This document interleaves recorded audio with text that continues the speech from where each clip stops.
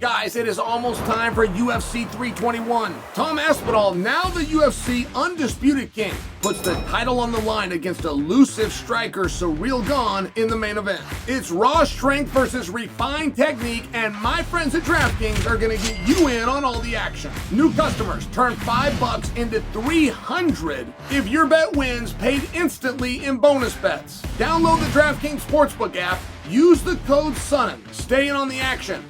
Use your bonus bets on DraftKings same-game parlays for a shot at an even bigger payout. Love the thrill of live betting? Bet live on star player props and in-progress games right as they happen. If sports betting is not yet available in your state, don't worry. You can still join in on all the fun with DraftKings Daily Fantasy Sports and have the shot to win cash prizes. Download the DraftKings Sportsbook app now. New customers, use my promo code SONNEN. Bet just $5 and get $300 in bonus bets instantly if your bet wins. That's promo code SONNEN only at DraftKings Sportsbook. The crown is yours.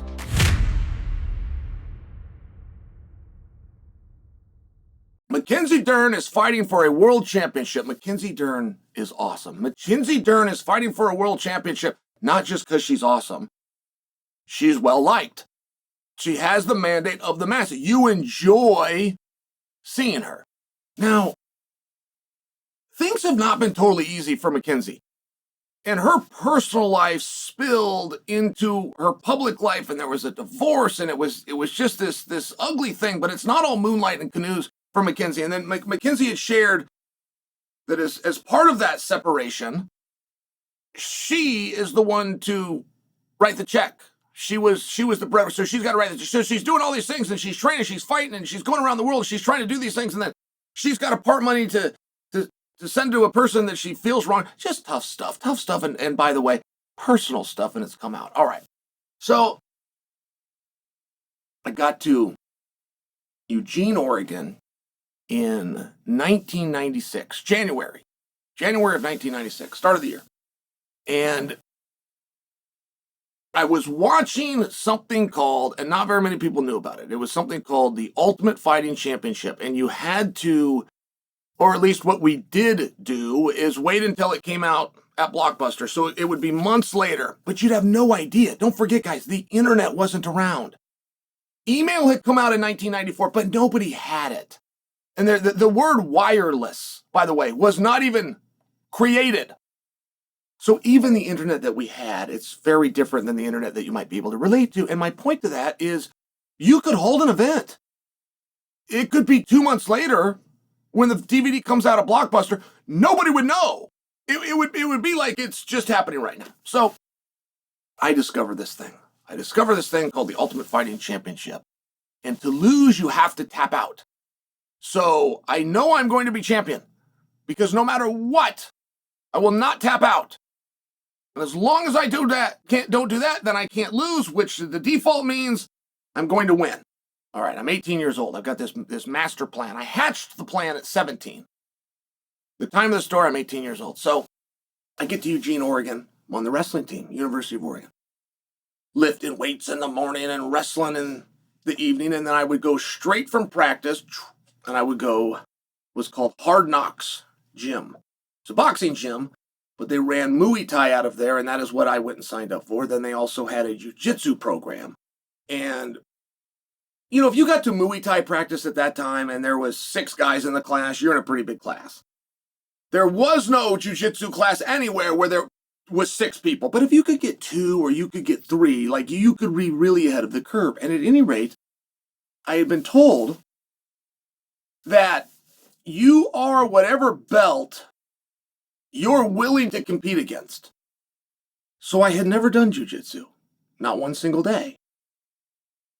And was a black belt, according to me, which when you sign up at Hard Knocks Gym, they will ask you your rank in certain belts, of which I wrote black belt in Jiu-Jitsu. So there's 2 guys at the gym, Ryan Kelly and Harold Utterback.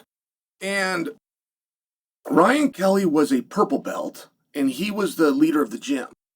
But a purple belt was extremely rare. That was a high rank. Now these guys would get on an airplane on Fridays. They lived in Eugene. They get on an airplane on Fridays. They'd fly to Arizona, and they would train with a guy called Megaton Wellington. And they'd stay. They'd get out there Friday. There was training on Saturdays. There was training Sundays. They'd catch a plane home. They could be back to their normal lives Monday morning.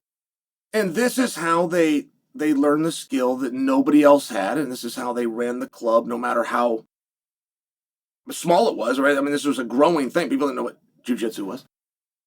And they find out that now I'm in the same gym. I'm not in the jiu-jitsu class. I'm in the same gym, Hard Knocks, doing Muay Thai. But when I signed up, I claimed I was a black belt in jiu-jitsu. So they think that's cool. They're like, hey, we heard you're a black belt and you're intent guy. We'd love to work out with you. They were real gentlemen to me. They were not busting a fake black belt.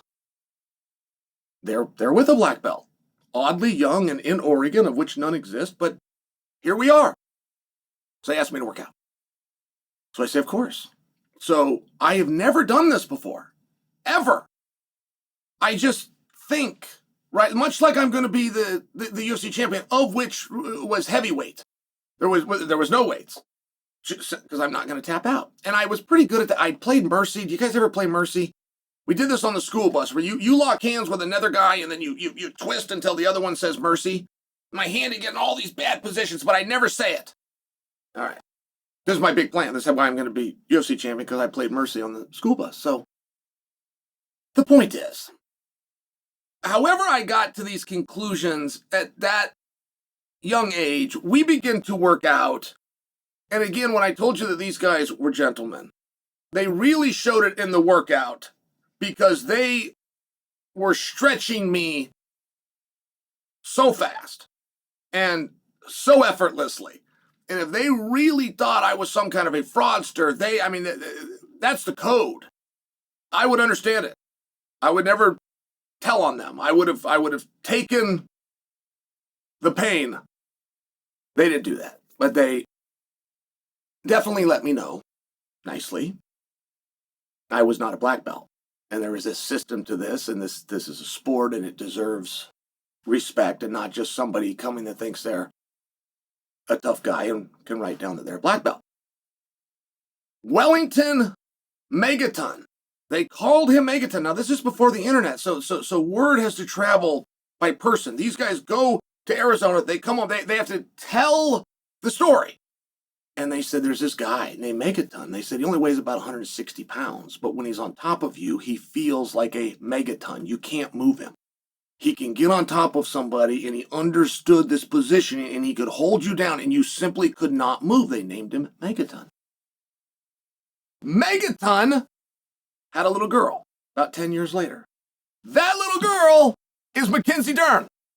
And I love that story because we see it in MMA. I apologize. We see it in boxing. Floyd Mayweather would be a fine example, but I could keep playing this game in boxing where you get a second-generation guy, where your kid and your coach lives right across the hall. And life's not going to be fun, and it's not going to be easy, but those second-generations guys that have access to training, that can move the coffee table and get a workout in after dinner, turn out to be really good. And this is just a situation where that happens. She is a second generation, but a girl, but in jiu-jitsu, and then discovered MMA. I just always have found that interesting. I've never met her. I've never met Megaton, but I knew some of his students who taught me a very good lesson and did it politely. They got that somewhere. They got the mentality of how you treat other people, right? So I've always had these really good thoughts. And now you've got Mackenzie, and she's going to go fight for a world championship. And a number of years ago, I watched her fight, specifically at Madison Square Garden, and I never thought that we would get to this day.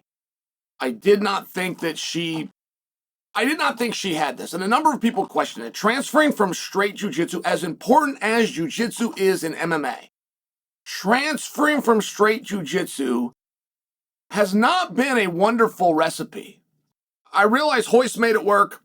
I realize Damian Maia made it work, but it hasn't been a wonderful recipe. It's a very different art. They even call it the gentle art. It's a hard thing with that as your pure base when you actually competed in it to transfer over to MMA. But here we've got Mackenzie Dern.